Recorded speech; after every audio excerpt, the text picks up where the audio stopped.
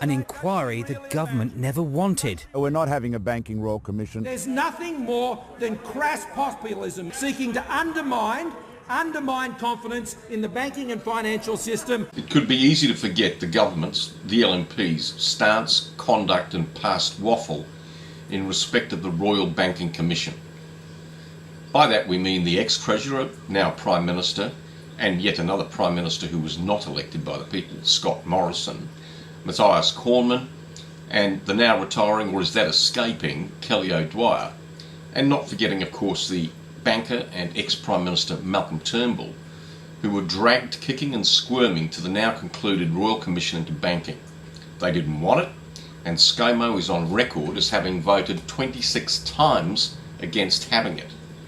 Scott, also as Treasurer, seemed to have the view that a Royal Banking Commission could hurt the economy, and this appears to have been his reasoning to allow the banks to get away with what we now know in many cases was criminal behaviour. So let's just absorb that for a minute. Better to let criminal activity occur than to potentially affect the economy. Wow.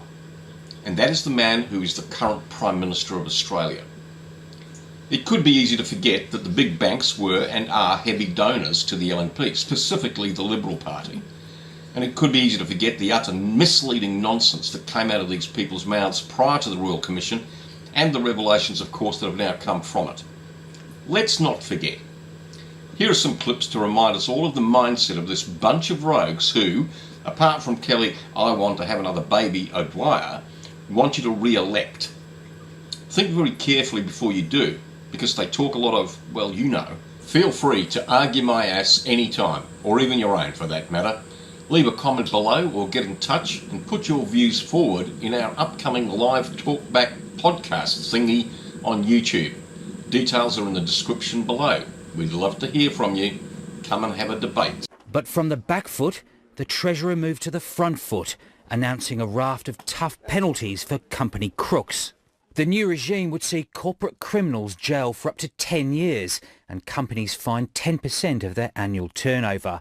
Rogue bankers breaching civil laws would be fined $1 million, or 3 times the value of the benefit gained, whichever's higher.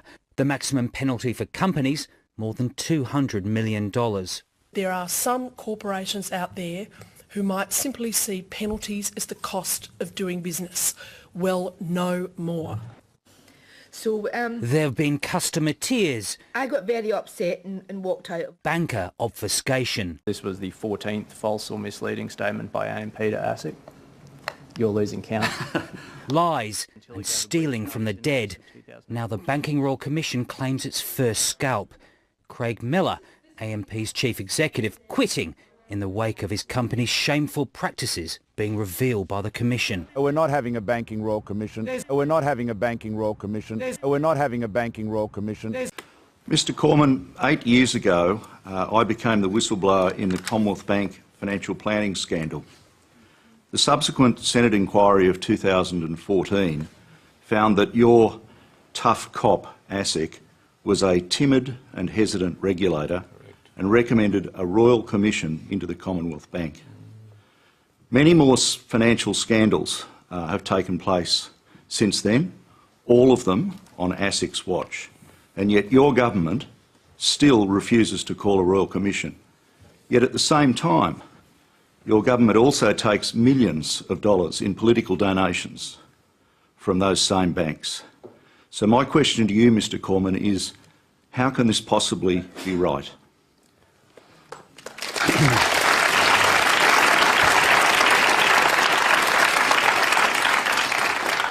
Well, we think it's very important that if any bank or any financial services institution does anything wrong, that effective action is taken, and that is why we've provided additional powers and resources to ASIC. You're right. I mean, there have been a series of inquiries. There's been a Senate inquiry. We've had the financial systems inquiry. In our judgment, having more inquiries and just continuing to look at issues without actually having the capacity to take effective action is not the best way forward. We've taken action. We've given additional resources to ASIC. We've responded to the recommendations that have been made by various inquiries.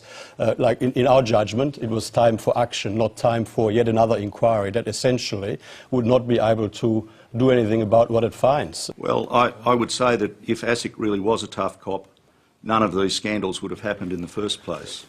And I would also say that we've seen what a Royal Commission can achieve through the Royal Commission into child abuse. And for $53 million, less than one-third the cost of the pointless plebiscite on marriage equality, you could have a Royal Commission into the banks. Well,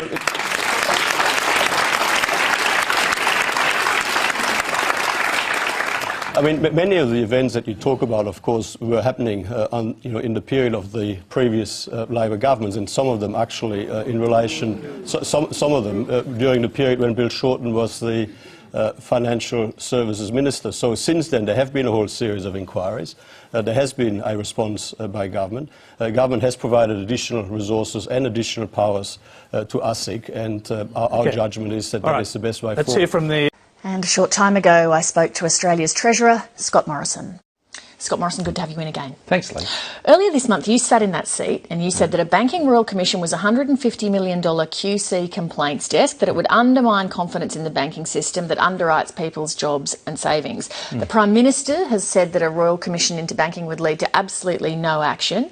Were you misleading Australians then, or are you misleading them today? No, we've always been acting in Australia's national economic interest, and what has happened in the last 24, 48 hours is something very significant, and that is, not only did I consult with the chair of APRA, the Prudential Regulatory Authority for our banking and financial system, but also the Governor of the Reserve Bank, and that follows other advice that I was aware of, that our major banks also believed that the politics of this issue had become incredibly destructive, risking the credibility of our financial system internationally. And so that is material, and that when those events occur, then you need to take heed of those. And the fact that we would have had an uncontrollable inquiry going in any number of directions, costing well above what this Royal Commission will cost. Can we just establish a bit of a timeline on this of when things happened? So who was it who first floated the idea that the government needed to get on board with a Royal Commission? Did you go to the banks, or did they come to you? No, I had been in discussion with the banks since last week about a very different matter, and that was resolving legacy case issues. But what about this matter? This matter came up in the course of those discussions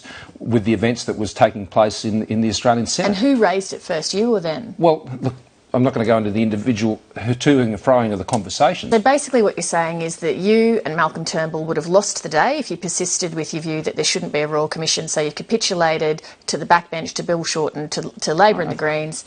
That misunderstands the issue completely, Lee. What it means is the Australian Parliament, you've got to deal with events as they are, not as you'd like them to be. The Australian Parliament was likely, very likely, to accept a camel of a proposal being developed without any constraint, which would have done serious damage to the Australian economy, and we were presented with that option, regrettably. In your view, though, is it still a waste of millions and millions of dollars? Well, we've put forward a terms of reference. We will have a commissioner which will keep this focused and will allow us... I noticed you ducked that direct question, though.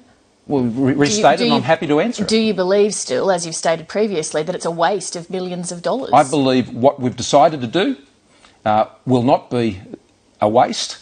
So when were the banks informed that this Royal Commission would in fact happen? Today at 9 o'clock when I stood up with the Prime Minister. Because the National Party Senator John Wacker-Williams says that the NAB CEO Andrew Thorburn rang him just after 8:30 this morning to say that a Royal Commission was going ahead. Well, I have no idea how he would have had that view, because I did not communicate that view to the banks. So the bank's letter asking for a Royal Commission is dated today, the very day that the government announces a Royal Commission. Is that just coincidence, is it? No, I became aware last night, after the close of markets, that the banks would be writing to me in the terms that I received this morning. But you've obviously been working on the terms of reference for your inquiry for a while. No, I wouldn't say that.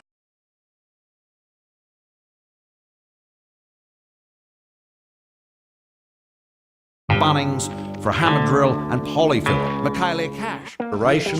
We want you to realise your dreams. We want you to keep more of the money you've earned. It's not the government's, it's you. You've seen in and around Canberra what they've been...